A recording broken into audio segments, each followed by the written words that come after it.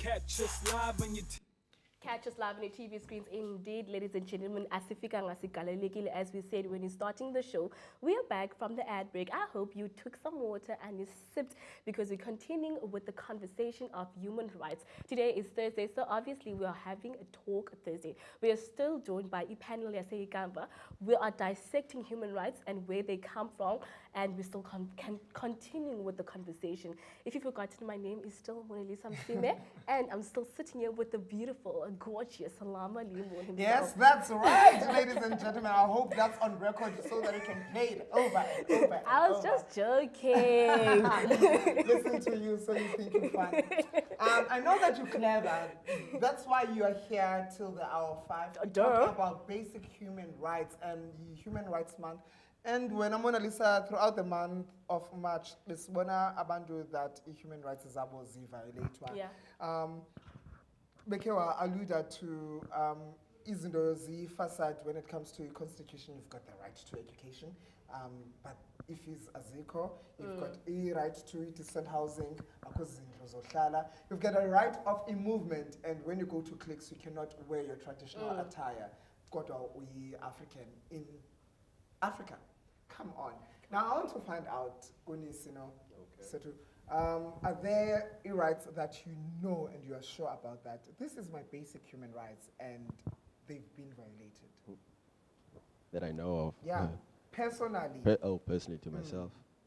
Pertaining me, not per se, because I don't actually feel like I've been violated, or maybe I was naive and not noticing I was being violating my human rights. But what I noticed is that, especially in, for example, if I go to, Rondebosch or Stellenbosch, one of those areas, right, where it's majority of white people, right? Yeah. If you go to a certain restaurant and sit there, I experienced this, not me actually, but my cousin did. So he went there and sat, and then they asked him, do you have a problem? How can we help you? He took it as, for example, like maybe they're asking, like, how can you help you in service and whatnot? A couple of minutes later, they came back again, asking, can we help you? And the guy asked for a menu, right? They still didn't serve him for like 20 minutes. So a couple came in, let's say predominantly white, right? So they sat, service already, they gave them all the attention they needed. The guy was sitting there for approximately almost like 30 minutes. The guy was there for almost an hour.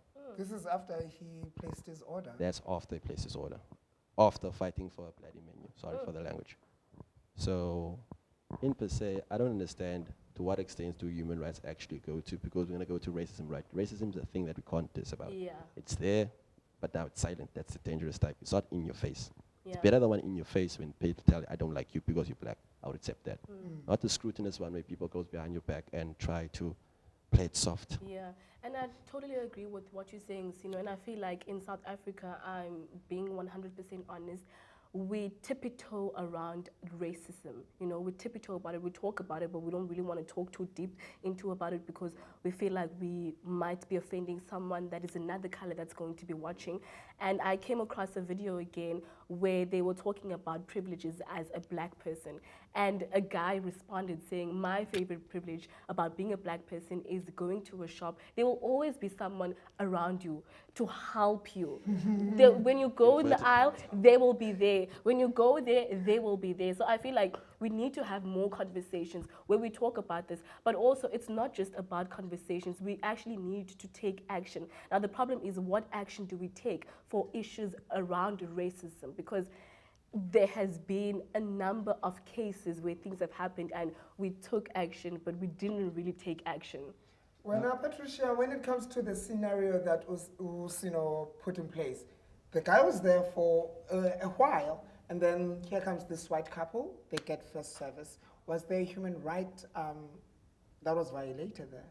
Yeah, his right to human dignity. Sure. Because what they did was not dignified at all.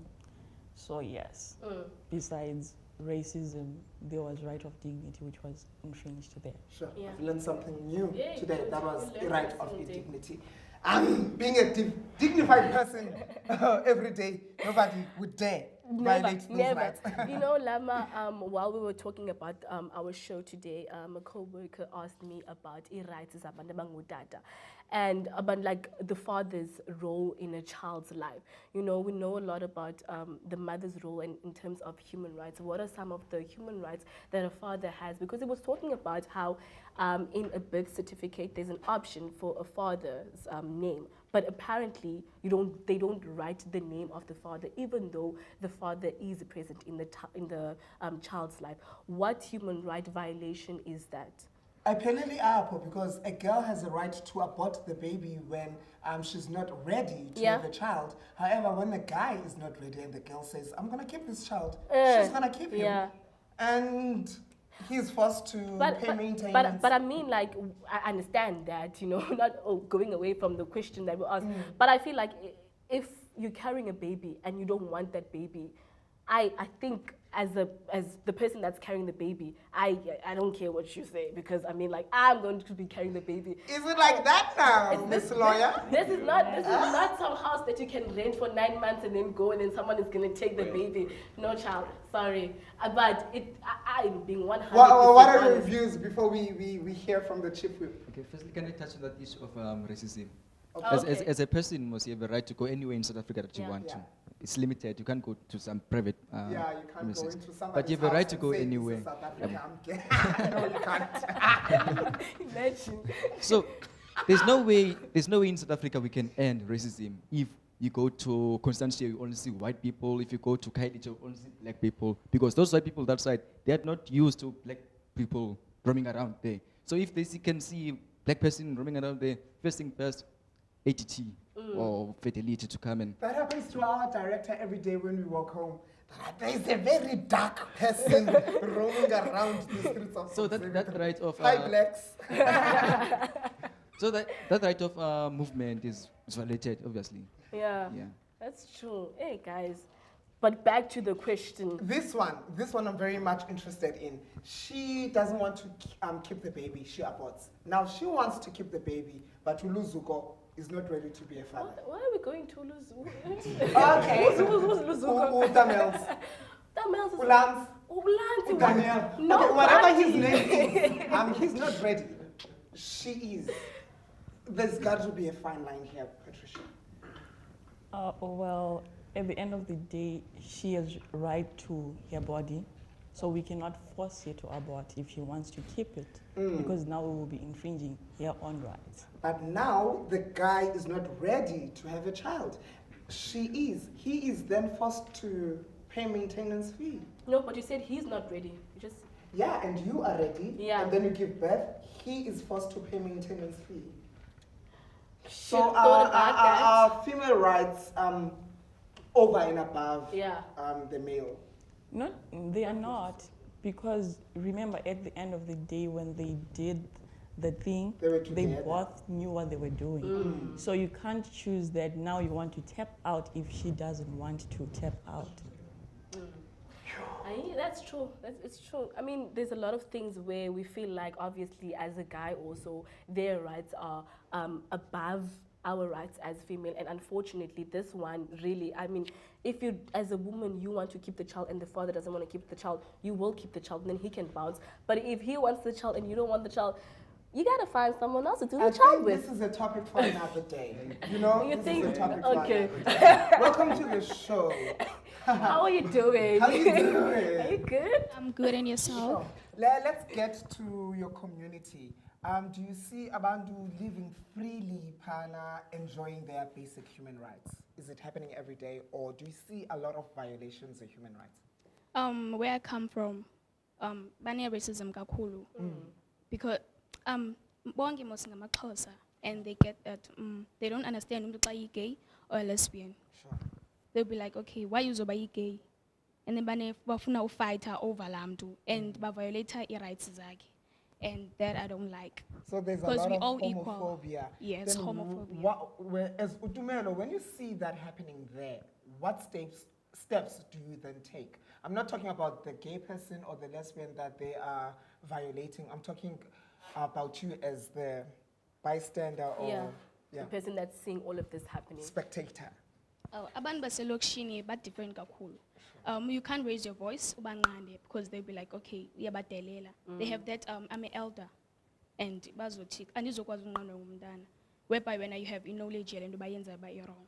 Patricia, when somebody does not understand that this person is gay, this person is transgender, this person is bisexual, are they then wrong in questioning, what are you doing? What is this? This is, I'm thinking they're coming from a place of not knowing. Are they violating somebody's right when they're asking those questions? Asking is not a problem.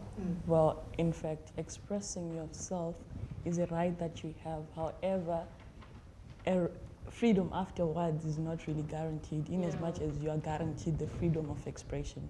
So if you go and ask someone such questions, if they amount to hate speech, then now you're actually infringing someone's rights. Yeah. Speaking of speech, ladies and gentlemen, when we come back from this quick commercial break, we talk about freedom of expression.